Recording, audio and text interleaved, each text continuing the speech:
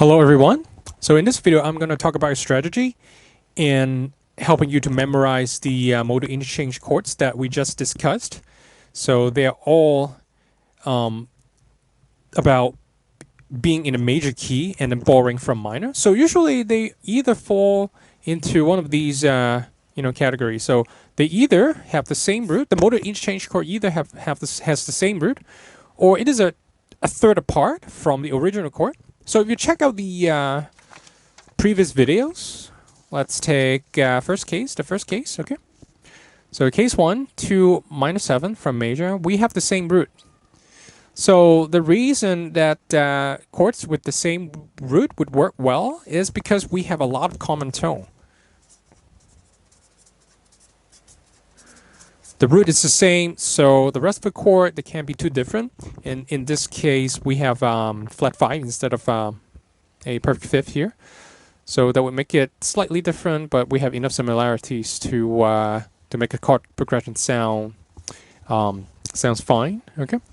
In case 2, we replace the 4 from major from 4 minus 7, 4 minus 6. So again, that's the first reason. We have the same root. So the rest of the chord is slightly different because in this case we have the minor third instead of the major third here, right? So they have the same root. Case 3, 4 from major replaced by flat 6 major 7.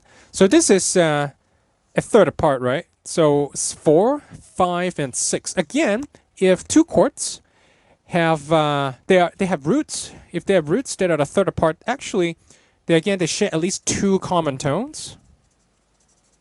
If you go for triads, right? 3 if you go for majors, if you go for 7th chords, okay? So again, they share a lot of common tones, and that's the rationale behind this, okay? So 4 replaced by a chord a third apart, though this chord is from minor. So they are minor third apart, minor third, major third, they will both work just fine, okay?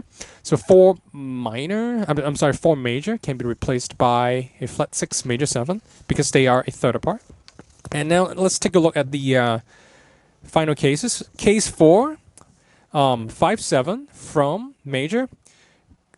You see, the flat 3 chord is actually a third below the 5, so they would share 2 common tones, and that's why it would work. It can be replaced by 5 minor 7, so it has the same root.